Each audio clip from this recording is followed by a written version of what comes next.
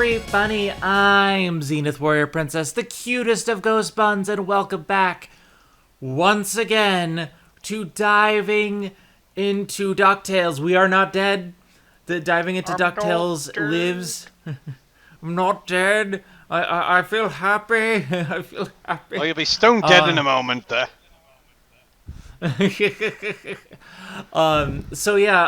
We did our last episode a while ago, and we've had a lot of issues kind of keeping things at the back. I had to upload all the archive episodes, which took me a while because we had to rearrange.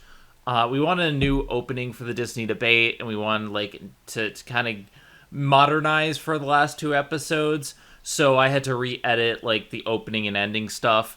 But also, in addition to all of that, I moved this year, Kat moved this year, Doug moved this year, everyone moved. And apparently Kat and I did separate moves. we all had separate moves, and then I got sick, and then Eric got sick, and then... Yeah, I got COVID. we And then the world ended, and then everyone became zombies. You know how it goes. And then I ran, and I ran, and I ran. I ran so far away. And legit, I got sick last weekend, but I was just like, you know what, screw it. I'm doing it today. I don't care. We're getting this done because I wanted to talk about DuckTales. It has currently been a while since the show ended, but what we really wanted to do here, we already talked about the last batch of episodes, we already talked about the finale, but I wanted to talk about season 3 as a whole and kind of compare it to the previous seasons, because we've had time to let it in. I've actually had time to rewatch the first season and most of the second season. I stopped a little bit in, but I got an idea and a feel for how these seasons were structured again compared to season 3. And I wanted to discuss it with you guys because it's not just something fresh in our minds, it's something that we've had time to sit on. And I just want to talk about how the changes to season 3 and how it kind of feels like, in my opinion, season 3 is the best overall season. However, when you take a look at the plot, it doesn't feel the most cohesive, and there's a lot of things that kind of hold it back. Season 1, I felt, was mostly the best overall story. When we're talking about how they're setting up this world and you have this stuff in the background, but it sets up all of this stuff. It has all this heavy lifting, and it does a great job. And season 2, I think, has the weakest villains, but overall just the better character arcs in terms of I liked what they were doing with these characters more, even if I liked a lot of the episodes less. Doug, would you agree with that sentiment? I mean, I'll definitely agree that it's kind of all over the place in season 3. Definitely season 2, the overall villain was, not necessarily the best until we finally, got the Moonlanders as the legit threat at the end. But obviously, we have some stuff in between that definitely, it makes Glungold the villain of the arc. So that was also fun. I don't know. I mean, I can't... It's hard to really rate seasons because everything's sort of really the first two seasons. It's dealing with the mystery of Della and her being on the moon ultimately. And then you come to season 3 and it's very different because now obviously Della's back, and she's the family is, for all intents and purposes, complete. Even the opening theme song, showcases that by adding Della in there, where there was previously, a good chunk of space. So I mean, yeah. So there's that aspect of it.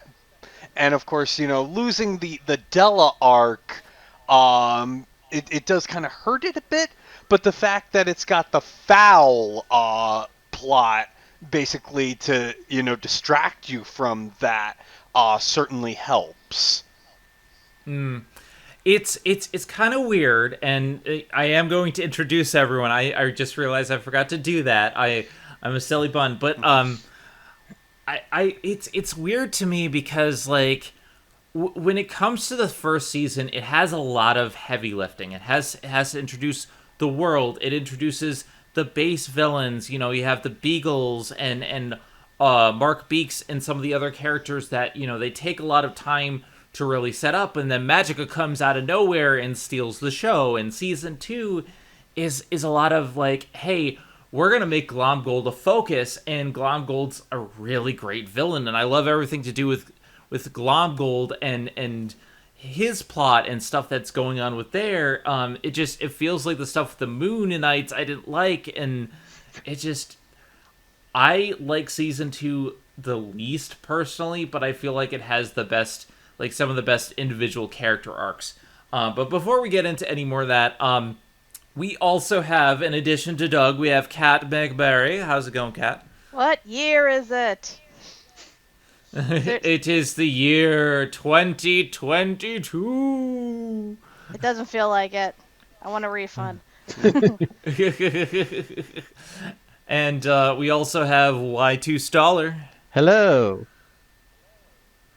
I'm just here. Hi. Good evening. Yes, it is still Welcome. It is still 2022 by the time we're recording this, so Who knows what time it'll be by the time we get another spin-off. I'm still waiting for the Darkwing Duck spin-off, god damn it. we'll get into that later.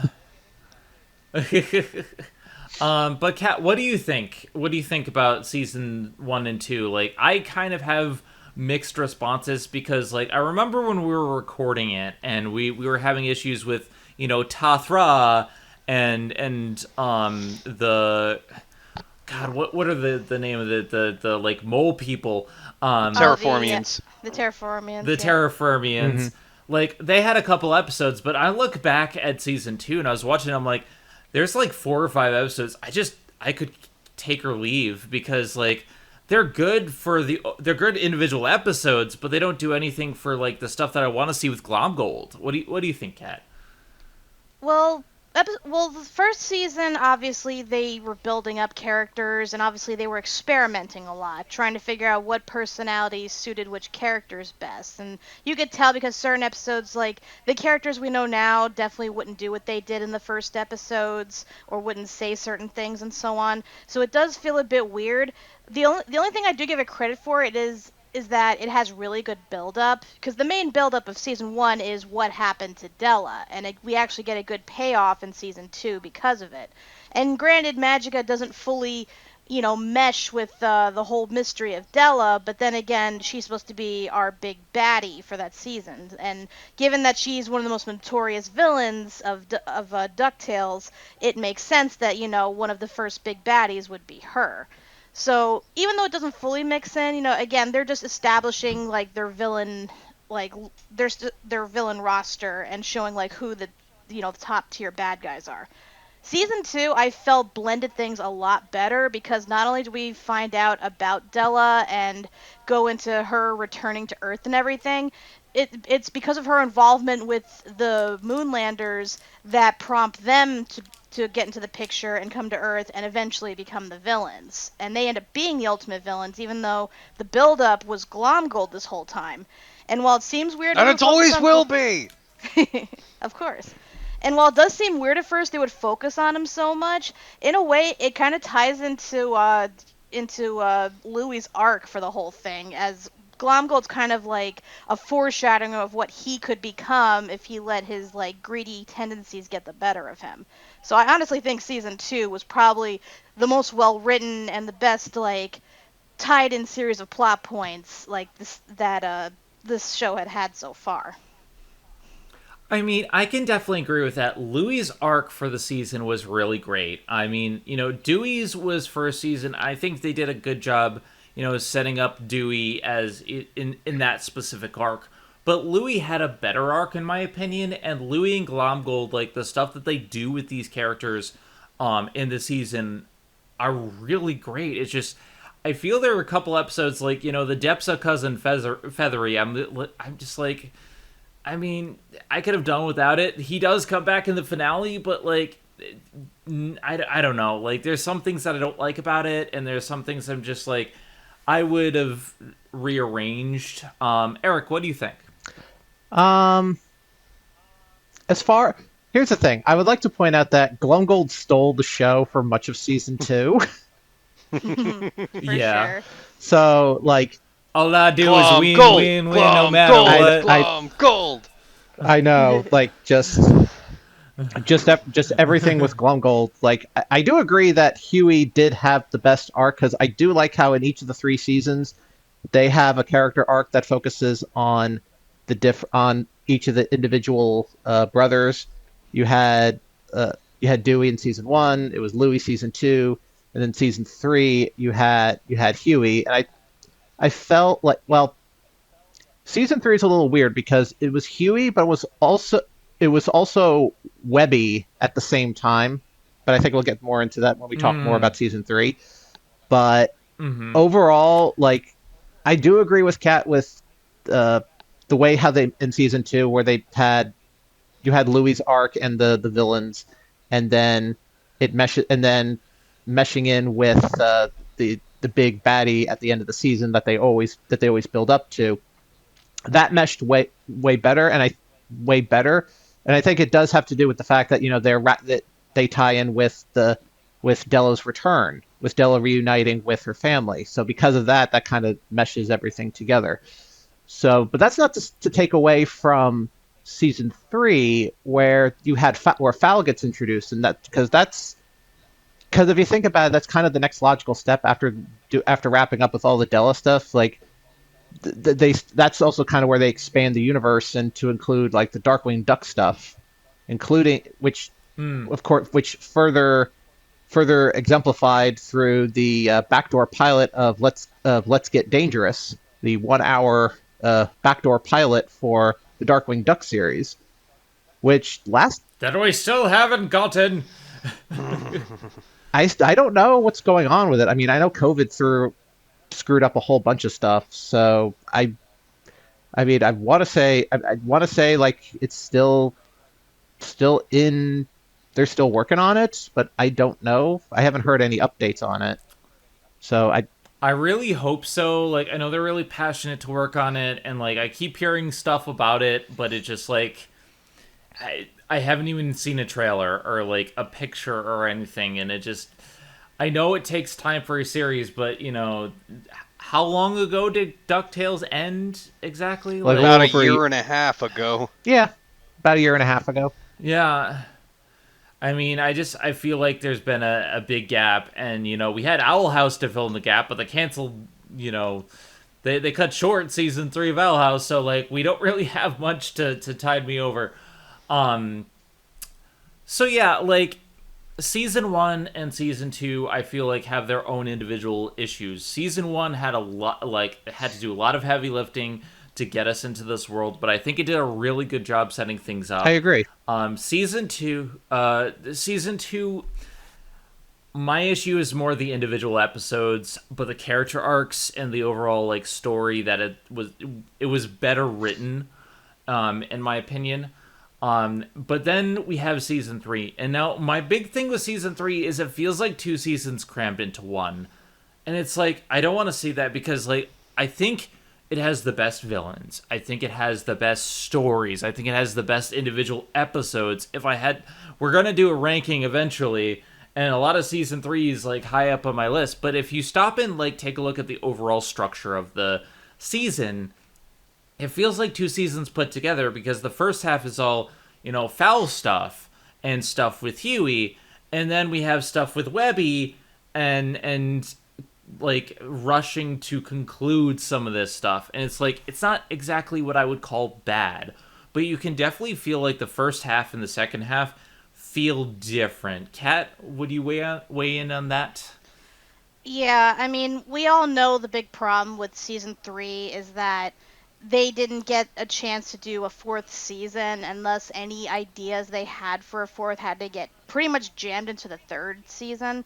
Because you can tell that they had an outline for what they wanted to do, and for the most part, it's pretty clear. We're introduced to Fowl, we see them secretly trying to get all the treasures away from the McDucks until they're eventually outed in the Darkwing episode, and that's when it becomes a full-out race to get them, which ultimately leads toward the big climax at the end. That much is clear.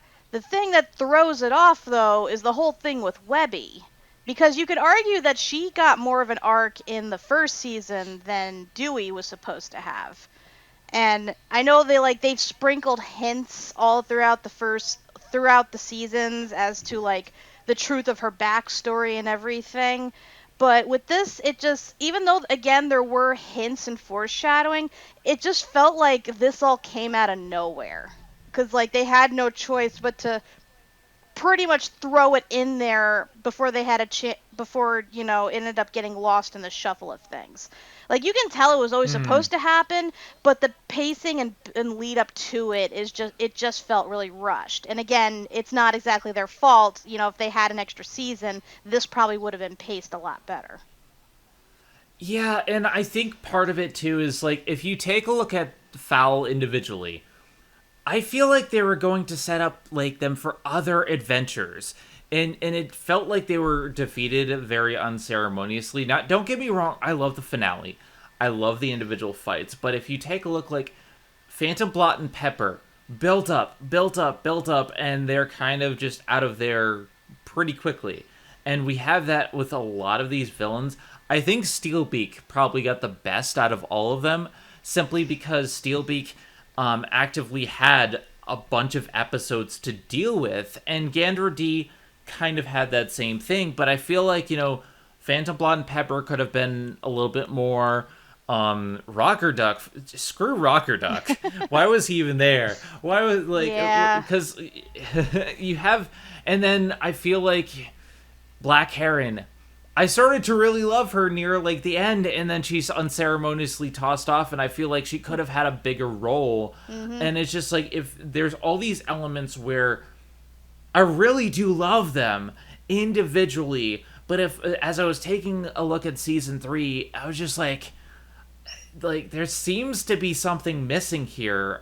Doug, you want to weigh in on that? Yeah, I mean, well, obviously, as we've said, everything kind of felt crammed once, we've learned that we're not getting a season 4. Um, to me, like, honestly, I'm not feeling too bad about it. I mean, really, it just feels ultimately like the finale was rushed and that, we probably could have gotten a little more time with some of the foul villains. Like, I feel like it really should have been more like a 2 season stretch. Have foul revealed maybe toward the end of season 3, and then basically, have them reveal themselves, and then the real race is all of season 4, and of course you have Webby in the mix there. So yeah, no, I do feel like a lot got crammed together in the end, but toward the beginning, it felt like they were kind of taking their time with it. It felt pretty like a natural progression.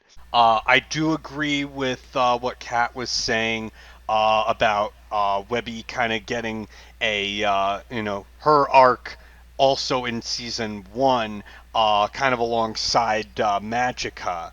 Um, so it's kind of that Webby and wow, why am I blanking on her name? Lena. Lena, yeah. So it's kind of getting that arc with Webby, Lena, and Magica in the first season. Um, so yeah, I mean, it's not like it was a complete loss not to have Webby have an arc, but definitely it does feel like something was lost. Eric, what do you think? It's funny. Like I remember watching season 3, and I never got the impression that that it was that it was rushed. Like I understand they were trying to cram a whole bunch of stuff in there, but like to me, it always felt like it was too. To I think to like Doug or Cat's point was that it did felt like two seasons. It felt like two different seasons because you had Huey's development, but you also had Webby's because like especially like in the first half, it did feel like Huey like the focus was on Huey for his character development, but then like then immediately after the Rumble for Ragnarok episode, then the season kind of shifts gears and then Webby becomes the focus, and then they're focusing on trying to get all the items in the book before f.o.w.l does, and like I always wondered always wondered how soon did they know that there wasn't going to be a season four, because I felt like if it happened like during development, then I could see why it felt like season three was kind of split into like two different story arcs. So, but I mean, to me, but as I was watching it, I never felt like it was rushed, like they're running to like get everything done. Although, yeah, near like the end, like they were trying to they were trying to cram everything. But as much as how crazy the finale was, it did at least feel like it kind of resolved everything. And I think, as I said in the last episode when we were talking about uh, the finale, like it all was all wrapped up in a neat little package.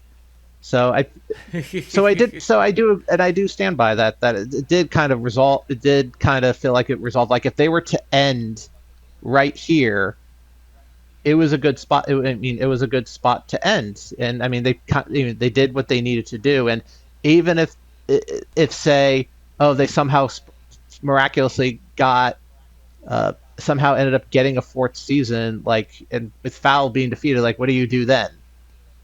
Like, where do you go? Like at that point, where do you go from there? You pretty much did like everything, everything that there is to do, as far as like the villains and as far as like the character development goes. It's like what else is there? So they pretty much did. So at that point they pretty much done. Like sure, if they got in a season four, we probably would have gotten a much more longer Webby arc, but they got everything they needed to do in whatever time in little time they had before Disney, you know, put it on the chopping block. I believe this is one of those cases where, they might have renewed them ahead of like 2 seasons ahead of time, but didn't give any word on the last one. So probably as a precaution, they wrote it as self-contained on the off chance they wouldn't get renewed. Hence why we have this, and why it seems like it's a lot more better written than it would have been had it been like a last-minute chopping thing, like the way Owl House was. Mm-hmm. Yeah, and like that's not a knock against Owl House, because I'm liking the season 3 finale so far of Owl House Part 1, but like you can definitely see the difference. And two DuckTales, what do I want to its what's the opposite of detriment? To its Credit. Credit. To its credit, DuckTales Season 3 is my favorite.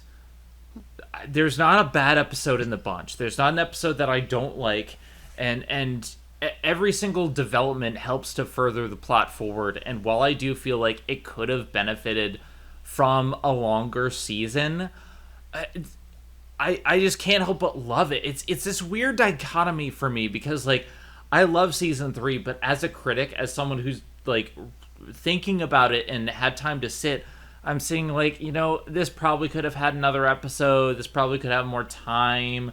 We could have had a little bit more development. The thematic elements aren't as tight as season 2 was, but even then it doesn't matter as much, because we have some of the best villains, some of the best plot lines. I mean, the best humor. And Let's Get Dangerous is just so good. And like, if it was a choice of having more with Webby plot and getting rid of Let's Get Dangerous, I would have kept Let's Get Dangerous, because it gave us something truly spectacular. I don't necessarily think season 3 is weak because of the rush nature, and that's something I kind of have been struggling with the past few months. Is just that when it comes to a season finale and you don't know where you're going, things happen. Like what happened with Korra, season 1, and they had to redo it for season 2, and a lot of people didn't like season 2, but it still gave us one of the best episodes with Avatar 1, and it's just like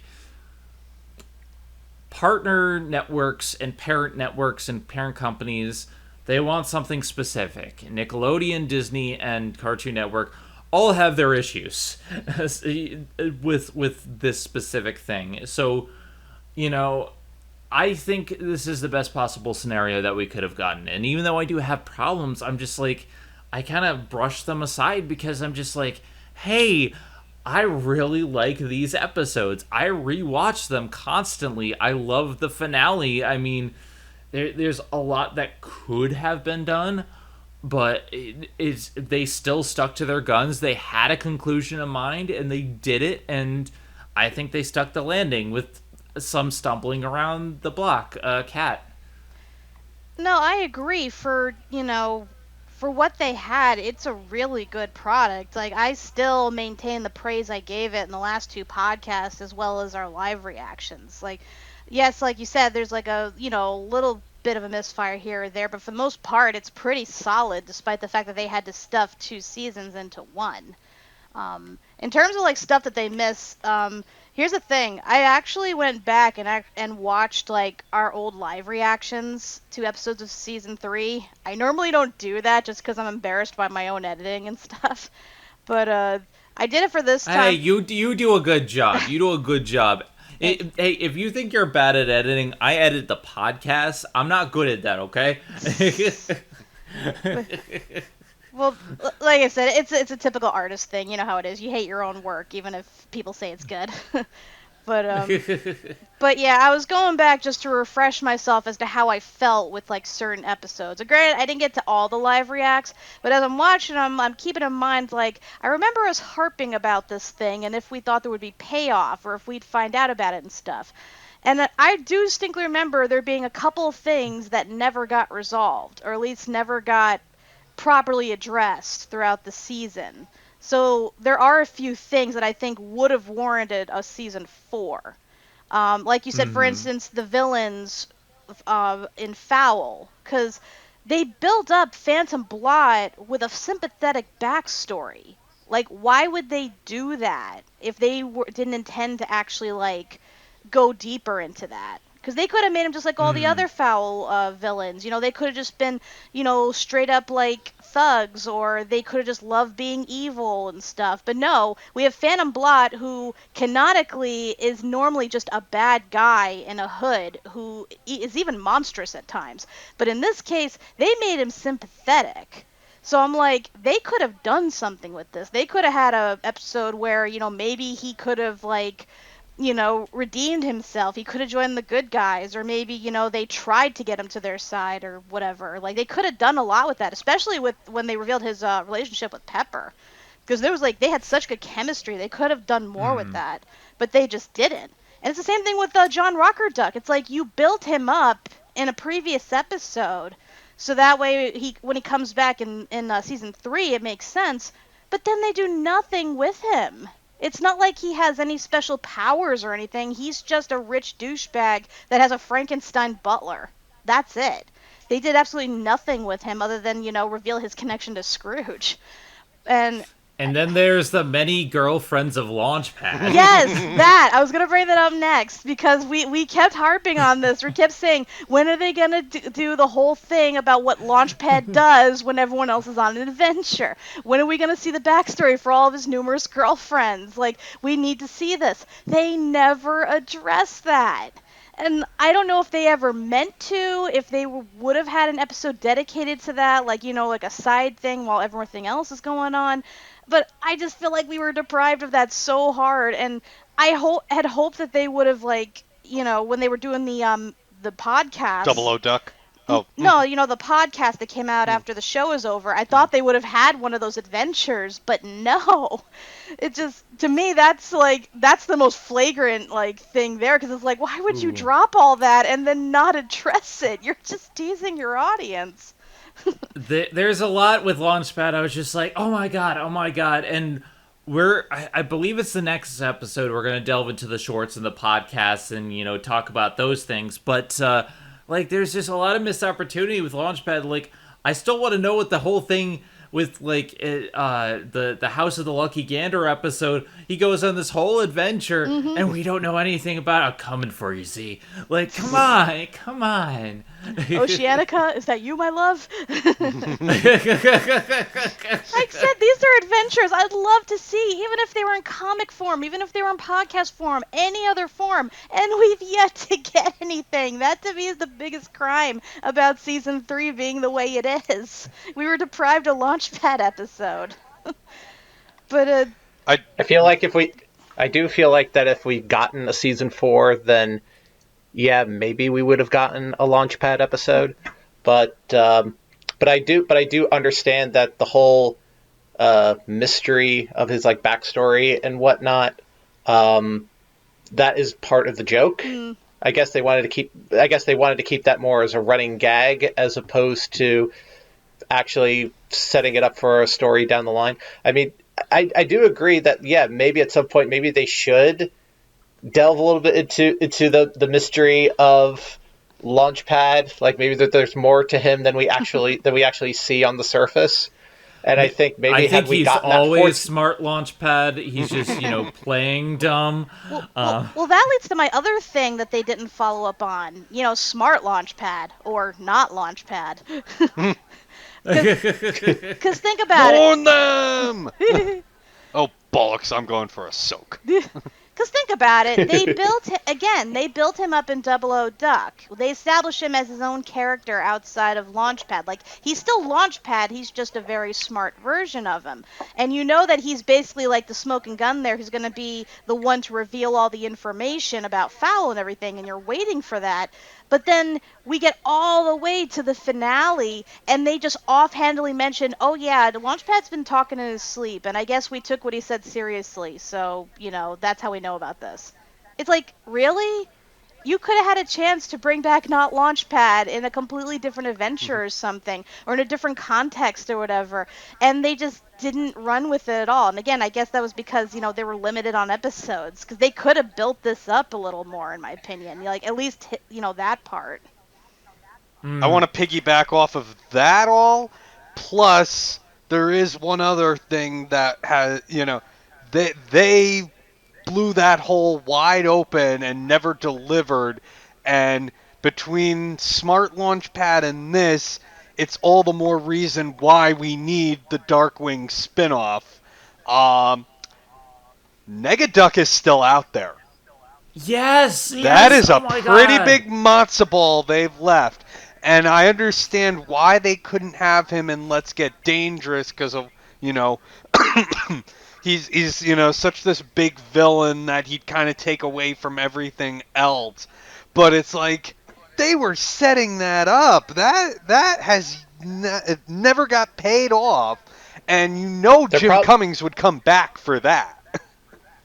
They're probably setting it up for the Darkwing Duck spinoff. That's what I figured as well. Yeah, that's what I always figured. That's why I didn't bring it up, because I'm like, okay, whatever Darkwing associated thing that never got followed up, it's probably going to be addressed in the spinoff, assuming that they do it. But yeah, again, those are other big plot threads that are still hanging, especially when you consider Darkwing is still technically part of the universe, and a lot of stuff that happens with his universe also affects DuckTales. Also, yes. To piggyback off that, from what I've been told, and I don't know if this is 100% true, correct me if I'm wrong, but I believe Seth Rogen is in charge of the reboot, and he's involved. He's involved. I think he's like one of the executive producers or something. And from what I hear, they're ignoring the continuity of DuckTales, which is a shame because they had a good jumping off point. So you think they would want to work with that, but no, they're just gonna do their own thing, which okay, but it's like you have the perfect setting here on a platter. Why wouldn't you take it? It's just ridiculous to me. And plus, And it just adds more, loose ends to the main series as a whole. Because it's like, okay, I guess we never find out what happened to Gosling's grandfather. I guess we never find out about Darkwing's adventures in Cape in the what? Sorry, excuse me. In why am I blanking on the name? Cape Canard, Yeah, Saint Canard. Saint Canard. On Saint Canard. So again, it just adds more problems to like the main series as well as like I said, the last season as a whole. And that's part of my speculation. Like one of the things that I think it's starting to become development hell because I keep hearing about it and I'm just like, oh, I know Seth's involved, but they're going to redo it. And part of the reason why they didn't do the Rescuers was because of not Rescuers, the Rescue Rangers stuff in the Rescue DuckTales was the Chippendale Rescue Rangers movie, which was not very good. Do And we it's have to talk about that? We're gonna have to talk about that. We're gonna have to talk about that. Like I'm gonna put two separate points here right now. I think part of the problem that we're having with like this season finale is the Chippendale Rescue Ranger movie and the Darkwing Duck show. It's like it feels like they were setting things up for a point for certain things, and yet they did, the people who created these products did not want to roll with that, and that feels disingenuous to me. Like you have the perfect setups, Eric. Let's go. Both those points go. All right. Well, I will say, as far as like Chippendale Rescue Rangers, like there was no reason for them to not use the name in the DuckTales show. Like there was no reason for that at all.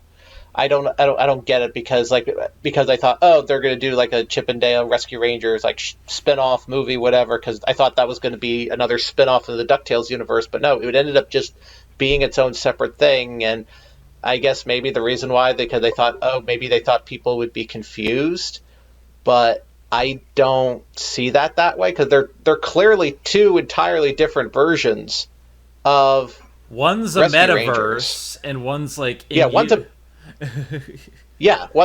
metaverse and one is within the DuckTales universe. I think people are going to can tell the difference between the two. So, like, I don't understand why they couldn't just simply use their name, but Yeah, because if they could have like 3 different cartoons featuring Mickey running at the same time, I don't see what the issue was with using Chip and Dale for both the TV show and the movie. Like that was just ridiculous, especially since the movie was utter shit. yeah, it was kind of bad. Doug. Yeah. It's like a weird Who Framed Roger Rabbit. Also, like ignoring all that because I know we're gonna get into the whole Chip and Dale thing when we get to the end of the year movie review. One last thing I wanted to note that they didn't follow up on, that they dropped for whatever reason in the final episode and didn't follow up on, was Poe Magicka'S brother. Like, on the one hand, I can understand them wanting to explain why he wasn't there, because in the original DuckTales, Poe actually was in a couple of episodes. He was just a crow, though. We never see him, like, turn human again, so we assume Magica just never figured out how to do it. But in this case, I guess fans wanted to know what happened to him, and so they come up with this really, like, compelling backstory. Like, they turn one of the most despicable villains in DuckTales, like Magica the Spell, who like has no good redeeming qualities about her, like no morally good redeeming qualities about her, and they made her sympathetic through this story. And it just, to me, it's like, were they gonna follow up on this? Were we gonna get a possible like redemption or a possible like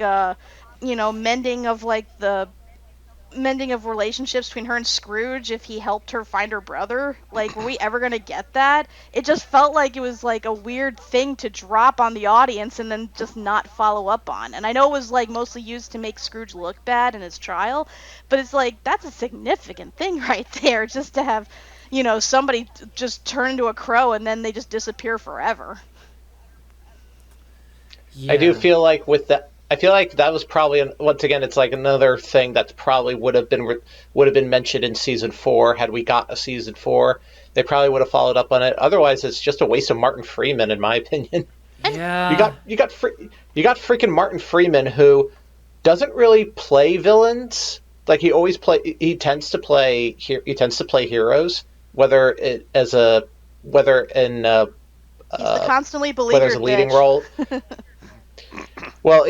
He always plays heroes either in leading roles or even in supporting roles. Like this is the first time we've actually, at least to my knowledge, where Martin Freeman actually plays the villain, Well, he's a like a major villain, villain.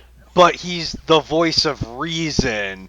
He basically keeps Magica in check. So it's like, yeah, they're Yes. still villains, but he's like the super ego to her id. Pretty much. Yeah. Yeah, he's the one that keeps her magic under control, makes her actually think stuff out before she does it. Which, as we saw, backfired horribly in that episode. Mm-hmm.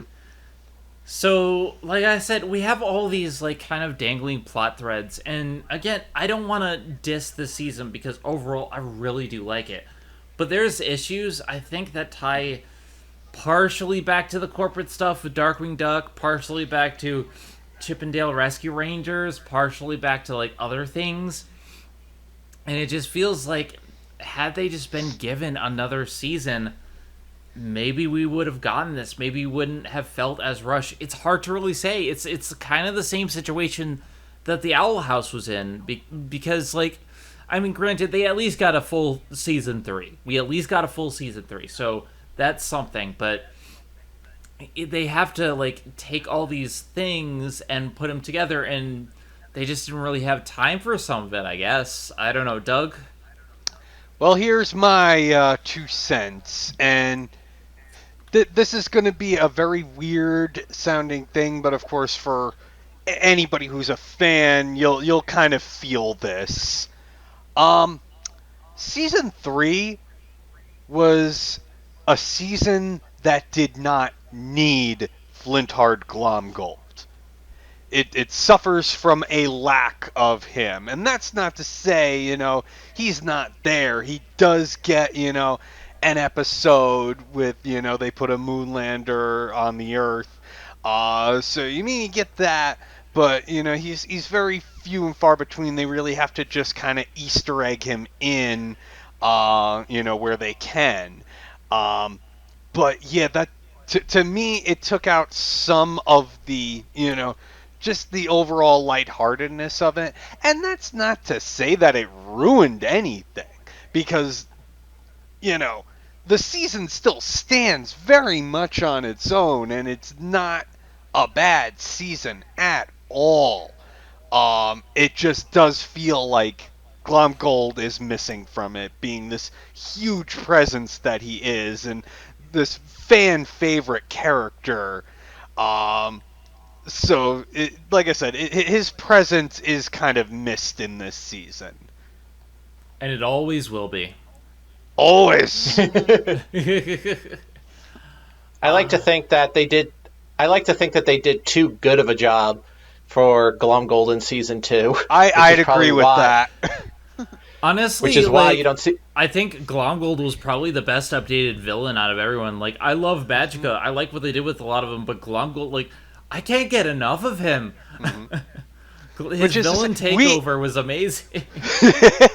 Like, we hated him in the original DuckTales. He was nothing special, just kind of a nuisance.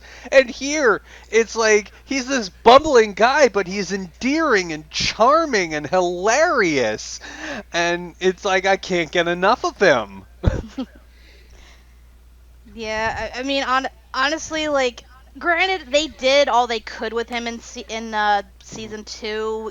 Both building up his backstory, his arc, his team up with the villains, and ultimately, turning the tide and having him be the reason they win against the Moonlanders in the finale.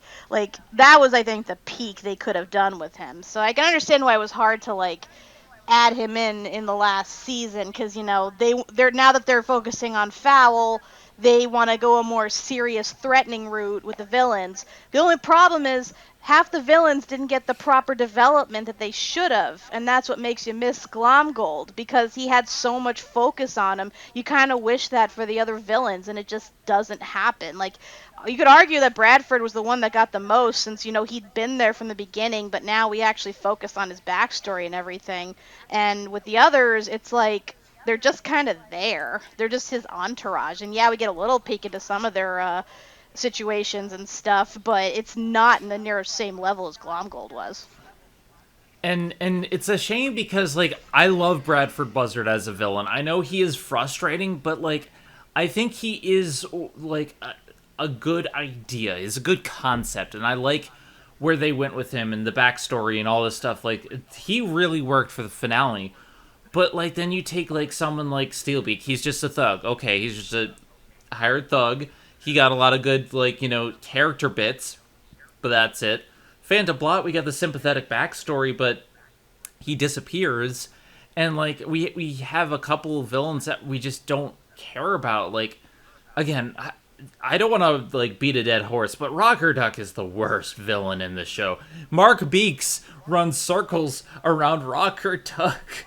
Oh, that's not saying much better, because Mark Beeks fizzles out in the end. Yeah, even like the audience and the characters themselves are addressing, like, what a, you know, wasted character that Mark Beeks is. Because granted, he was intimidating at times and he had his moments in season 2, but he just keeps repeating the same schemes over and over to the point where even the characters are getting annoyed with it. At least he got the Andros head, like, thing. You know, he got the VR Troopers episode. Like, Rocker Duck doesn't get any good episode, and every time, like, you think he has a victory, he just gets, like, easily defeated. Like, in the split sword of Swanstantine, with that easily lost battle, and, like, just the final battle. Like, he's never a threat. Yeah, I'm just wondering. I'd argue Rocker Duck is a villain, yes, but he's not a main villain. And to give him the spotlight like they did in the Lost Fountain of the Forever Glades, that was a huge mistake. It's like he works in the the Gumption episode, where the time travel story from the Old West. It's like, okay, cool. I see him working in that capacity. But then, yeah, it's like they kind of don't have a good plan for him. He's just kind of there. And I mean, I get it. You kind of want to use John Hodgman. He's awesome. But they just didn't make him work as a main villain. Wait, that's John Hodgman from Coraline? What? I had no idea. I did the whole Coraline Daily Show episode. I'm a Mac, I'm a PC. I know he was on the Daily Show. I didn't know he was on DuckTales. That changes everything. If you're this was recorded after I recorded the Coraline review. I actually apparently have seen stuff that he's in. That just makes this all the more criminal then. Yeah. Because, like, honestly, with Rocker Duck, there's two things they could have done with him to, warrant his inclusion in f.o.w.l.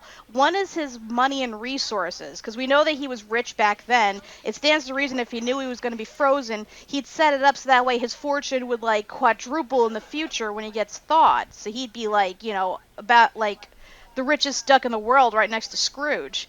But we don't need that because, Bradford already controls McDuck finances and we know has been embezzling money. So that's out. And we know that Rocker Duck owns, like, real estate and stuff. We know that there's Rocker Duck Manor in Duckburg. But they don't use it. They use the frickin' funzos. Like, it just proves that there was no reason for him to be there other than just to be a nuisance. Like, the most threatening thing about him is his butler, and even his butler gets taken out easily in the two appearances he makes, like, after the guy's thawed. He honestly, he probably should have been cut from this entire season because he takes away from the characters that we want to see. What do you think, Eric? No, I agree. Like, I always thought Rocker Duck was best as a one-off villain from the time travel episode from season 2. And I just figured, like, okay, that's all we're going to see of him. And then when they brought him back, I was confused more than anything else. I'm just like, wait, what? Like, why is he here? Like, he's alive this whole time? Like, okay. It just kind of feels out of place to just have him in there when they could have just when there were so many other villains they could have used.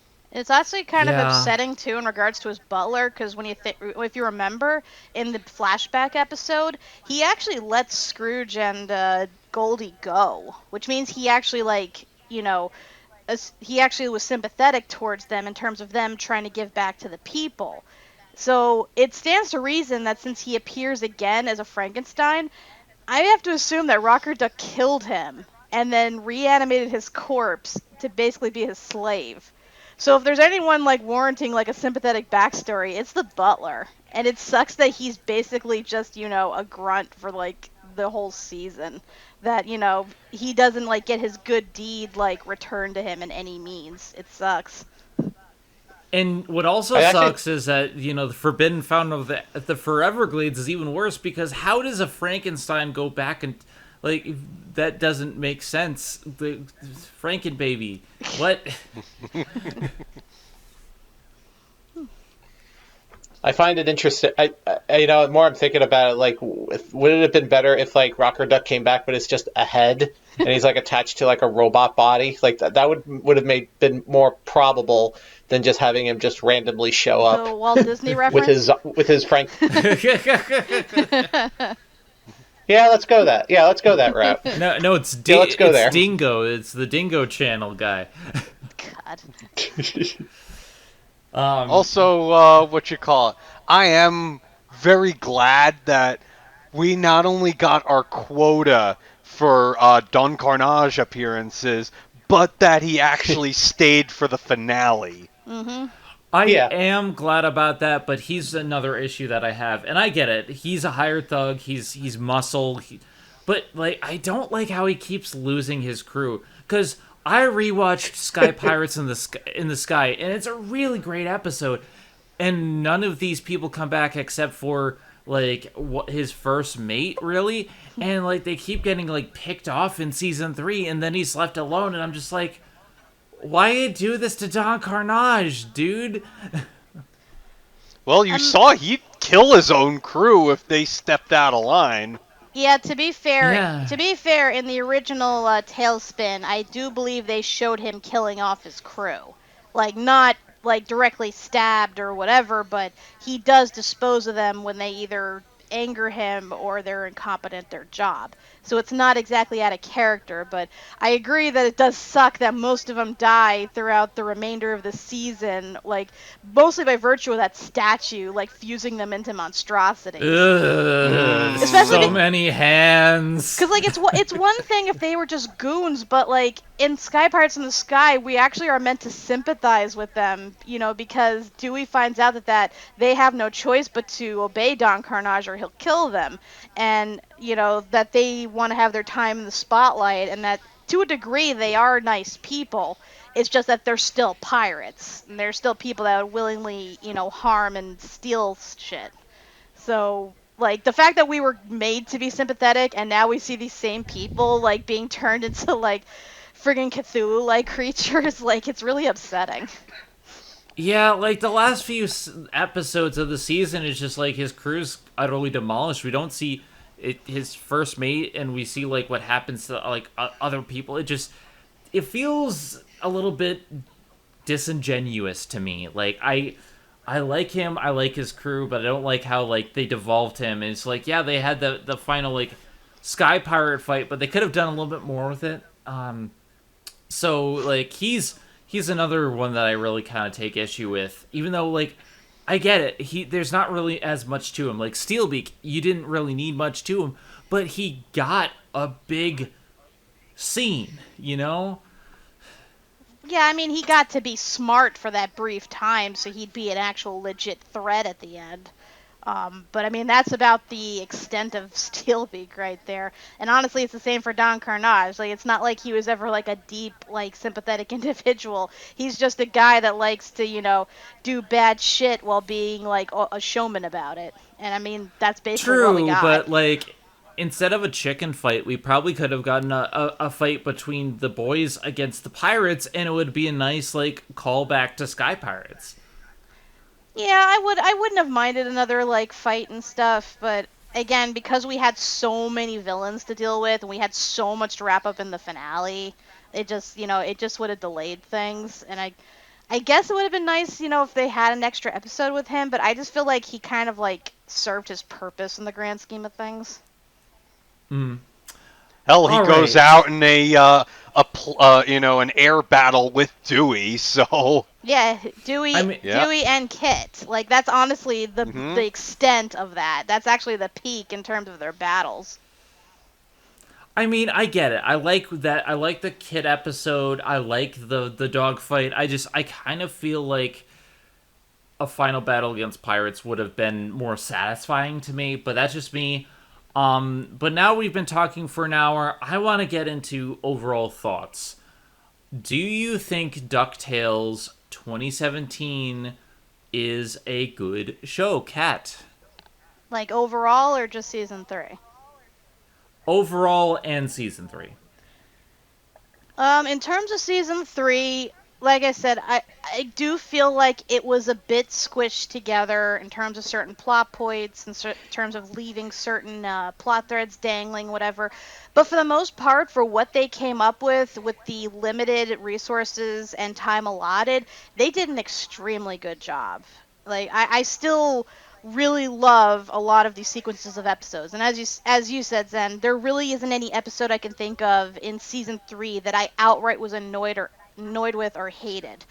And that whole big finale was just beautiful, like how much they were able to put in there, how they were able to make it like coherent, actually able to wrap up certain things, actually able to solve certain mysteries, and just the overall sense of how it ended. Like I thought they did a really good job for the most part. Like, would it have been better if they had, actually addressed certain things, gave certain characters more attention, had a few more episodes to maybe like either do like fun little adventures that tied into backgrounds of certain characters?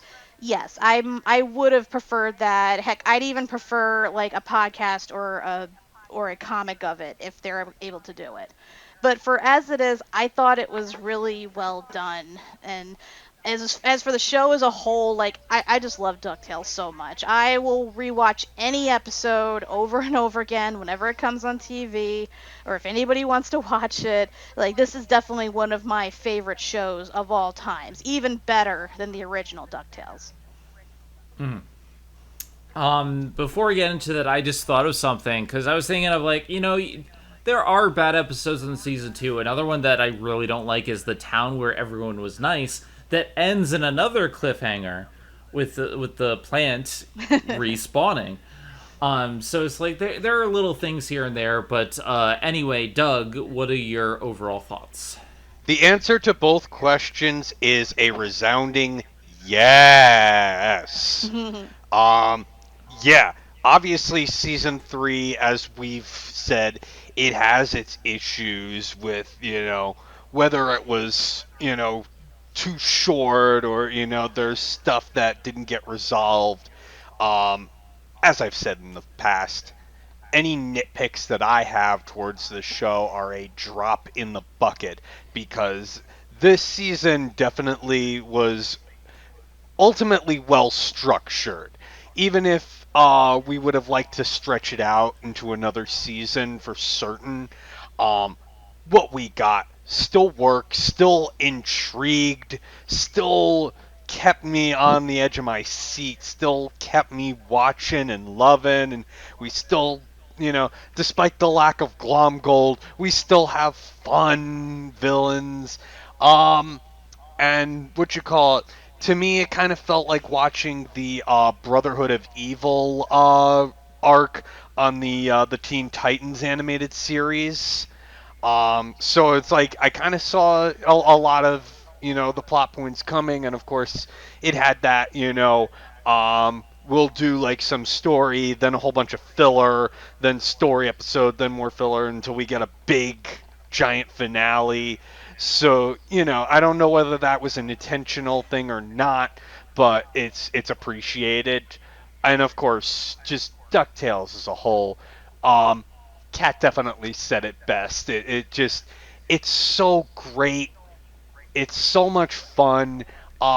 It takes from all this, Scrooge and Donald lore and Disney Duck lore, and then the basically the universe being all of the Disney afternoon. Even going so far as to potentially set up the, Darkwing Duck spin-off. And the potential to potentially, spin off a bunch of the other old properties and bring them back to light. Uh, and it's not like anything gets focused on too much, too little. Everything gets its fair share. The show is just made with love and care for the lore and the history. It is so much improved from the 1987 DuckTales. And while DuckTales 8 and 87 is okay, it's definitely like there you go back and watch it, and a lot of the stuff did not age well. Whereas with this show, I feel like, I definitely want to show this to my kids. I want to show this to other adults, to anybody who, this is definitely the evidence for showing that reboots can work. And just the extent of work and love and everything that went into this show. I cannot say enough good things about it. And Mr. Eric. In spite of all of our criticisms of season three was still a pretty solid season. Like the whole show itself was brilliant was great from beginning to end.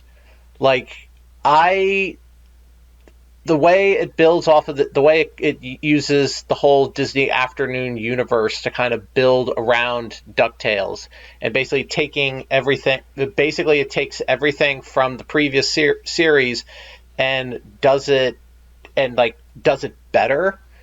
That I think is the testament of a really good reboot. In fact, I actually use DuckTales as like the benchmark, as where the bar is as far as reboots go. Like I use that to compare other reboots, and I've seen other reboots that have. I can think of maybe like one other reboot that I know of. I mean, not Disney related, but in general, that comes close, but not as but comes close to DuckTales. But DuckTales to me is still probably the best reboot in general that's out there right now, that does a phenomenal job of taking characters and putting a brand new spin on them in a way that works, and the way it gels so well that it also makes it very rewatchable, which is more we could say with the original DuckTales, but this series is very rewatchable. Heck, I might just go see it. I might just rewatch it again on Disney Plus. As for me, like, I think season 3 is the best it could have been considering the circumstances. There are problems, but like again, I'm looking back to season 2, and you have like the town where everyone was nice, and you have the depths of Cousin Feathery, and you have Bubba Clubba, and like there are individual episodes that I just really don't care about, especially like I kind of like it, but like the Harpy episode with Storkules was kind of, you can take or leave it, to be honest. It's one of those things where like I think season 3 is the best individual episodes. They put their heart and soul into it. I just think the overall plot was a bit rushed, but I still enjoy it. And when it comes to DuckTales, like I grew up with The Treasure of the Lost Lamp, the movie, but I don't remember watching the show. I remember the theme song, but I don't remember actually like watching the show. So maybe I did see it. Maybe, I don't know. but like this, I love watching it. Like, we've done this Diving Into DuckTales series for since 2017, so about 5 years now. And I don't regret it one minute. I am so happy with just getting to experience stuff in real time and just seeing where things go. And it's an interesting experience. So, like, I have problems with DuckTales here and there, like individual episodes, but it doesn't detract from how like enjoyable the series is overall and how much I like it. I want more Darkwing Duck. Darkwing Duck's my true love. He's my hero. Darkwing Duck, when there's trouble, you call Zenith. But I want more Bonkers. I want more Disney Afternoon. You can make it work with a streaming service, because Disney Plus is probably the best streaming service out there right now. With as much problems as Disney has, Disney Plus is not one of them, because it actually is a really good service. And like, you have all of this at your fingertips. I mean, I can put on 90s shows, I can put on, like, Hocus Pocus 1 and 2, and I can put all this stuff on, and they can redo the Disney Afternoon, because like they still have the old stuff up there. So there's stuff that's ripe for potential that I think they're just not grabbing. But yeah, I think for what it's worth, DuckTales is a really good reboot, and oh god, I look forward to what they have in store. Any other thoughts before we end up for the day? I'm just saying it's gonna be a hell of a time trying to pick out like our top 15 episodes of all these, because there's too much good to choose from. It's like, how do you really choose? You made me choose between my babies. It's like choosing whether I like Kana, Chiaki, or Dipper more. I can't do that. I mean, I do have a list of my top 15 that I wrote down already, but I don't know. Part of me feels like I might have to reshuffle the list around if I'm going to rewatch the episodes again.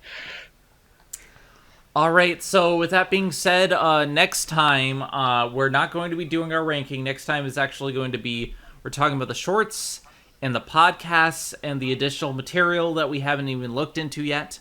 And then the final episode is going to be our ranking of our top 15 DuckTales episodes of the series. With that being said, I am Zenith, warrior princess, the cutest of ghost buns. I'm Kat McBerry. I'm not Launchpad. I'm Doug McBerry.